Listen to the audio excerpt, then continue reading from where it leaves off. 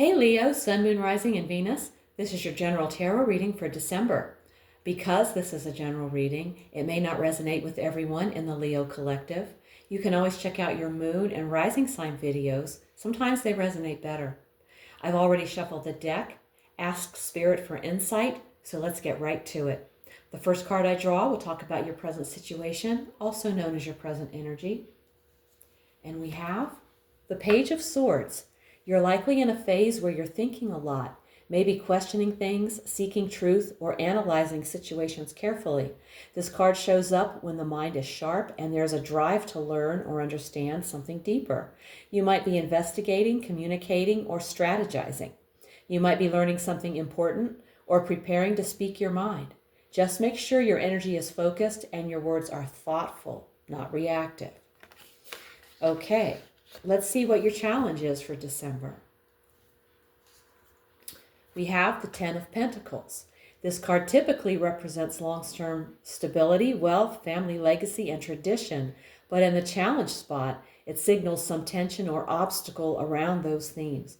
There could be struggles involving money, property, or shared resources, maybe an inheritance, business dispute, or feeling like you are never reaching the financial stability that you're aiming for. You might feel weighed down by family expectations, obligations, or the pressure to follow a safe or traditional path. You're being asked to redefine what stability really means to you. Okay, let's take a look at the best you can hope for.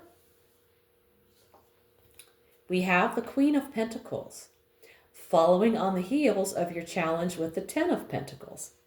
You have the potential to step into a position of stability, self-sufficiency, and care, both for yourself and others. This is about being materially secure and emotionally balanced. You're aiming to be someone who handles responsibilities with grace, builds a comfortable life, and supports those around you without sacrificing yourself. This is your potential path if you stay committed to creating sustainable, meaningful success rooted in care for yourself, your home, and your people. Okay, something to aspire to. Now let's take a look at your foundation. We have the Four of Swords. You've been in a healing phase. Whether from heartbreak, conflict, illness, or exhaustion, this card suggests that your current energy stems from a need to rest. You may have done deep internal work or are now just realizing how much you needed that time out. The Four of Swords in the foundation spot means your current path began with a period of intentional or necessary withdrawal. You needed space to recover and gather strength, and that quiet, still phase was more important than it might have seemed at the time. Okay, let's look at your recent past. And we've drawn the Three of Swords. This points to a fresh emotional wound or a difficult truth that's still echoing in your present experience. This card is heartbreak, plain and raw, pain, betrayal, disappointment, or a shattering of expectations. It's recent enough to still affect you, consciously or not. Okay.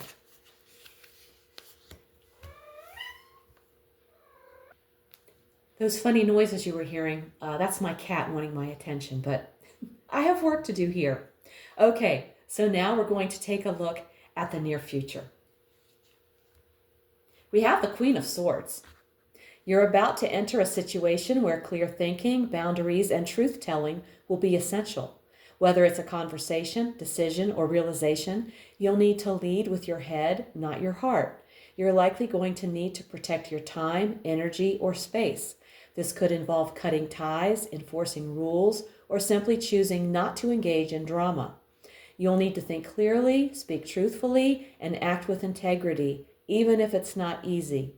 This energy clears the air and cuts through noise so you can move forward with precision and strength. Now let's take a look at you. We have justice. You're showing up in this situation as someone who wants to set the record straight or bring things into balance. This card asks, are you acting with integrity? Are you being fair to yourself and others? Are you ready to accept the truth, even if it's uncomfortable? Justice in the you position means you are either embodying fairness and truth or you're being asked to. It's a call to stay sharp, stay honest, and make sure your choices align with your values. Okay, let's see what's in your environment. We have the moon. This signals that your surroundings or the people and energies around you are unclear, deceptive, or emotionally confusing. Things aren't what they seem, and you may be navigating a fog of mixed signals, secrets, or illusions. Something isn't fully revealed. Stay alert, trust your instincts, but double check your facts. Clarity will come, but for now, proceed with care and emotional awareness. All right. Let's take a look at your hopes and fears. We have the Six of Pentacles. This card in this position reveals complex emotions, a deep desire for balance and generosity, but also a fear of imbalance, dependency, or being taken advantage of. You might be hoping that someone will step up and offer the resources, validation, or care you need, or that you'll be strong and stable enough to give that to others. This can also reflect fear of debt, owing someone, or not being able to repay kindness or support. All right, now we've arrived at the outcome. What do we have? We have the Death card, which does not mean death in the literal sense. It means transformation. A significant phase is coming to an end and there's no going back. Whether it's a relationship, job, belief system, identity, or life path, it's being cleared out to make space for something truer, deeper, and more aligned. This outcome is inevitable and transformational. It's not just change, it's metamorphosis. What dies now makes room for what's truly meant to live in your future. It's not a gentle transition, but it's a powerful one. What emerges on the other side will be more aligned with who you're becoming. Okay, let's take a look at the bottom of the deck. A look at the energy that's underneath this reading. And we have the Two of Cups. At the root of your situation, there's a craving for mutual understanding and emotional balance. Whether or not it's obvious on the surface, the deeper drive is about coming into union with another person, with a purpose, or even with yourself. The Two of Cups at the bottom of the deck signals that love, connection, or emotional partnership is an unspoken force in the situation. Whether it's hope, fear, or longing, it's there, quietly influencing your path. Pay attention to how connection or disconnection may be motivating what you're doing right now. Okay, now it's time to take an oracle card, a message from Spirit to the Leo Collective for the month of December. And we've drawn emotional desert, inactivity, isolation. You may feel stuck, uninspired, or disconnected, like you're in an emotional drought. This period of inactivity has made you question your purpose or energy, but this card brings a hopeful message. A breakthrough is possible. There's an oasis ahead, and you can see it right here. But you have to take the first steps toward it. Even if things feel dry now, you still have the power to reconnect, create, and find joy again.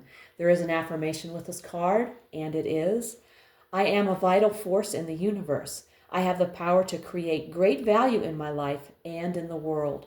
I will include this affirmation in the description box below the video. Leo, this reading speaks to a deep personal transformation. You're moving from a space of emotional healing and introspection into a future that demands truth, clarity, and strength. There's a quiet craving beneath everything for real connection, mutual support, and a life that feels authentic. You're being challenged to rethink what success and stability mean to you, and the outcome, a powerful release of what no longer serves you. The Death card assures that what ends now will clear space for something more aligned with your truth. Trust the process. You're not being left behind. You're being redefined. If this reading hit home, give it a like, subscribe, and let me know in the comments how it's showing up in your life. If you want a personal reading, all the info's below. Also, check out my weekly oracle readings posted each Sunday for extra insight. Thank you so much for tuning in. Take care, and I'll see you in the next one.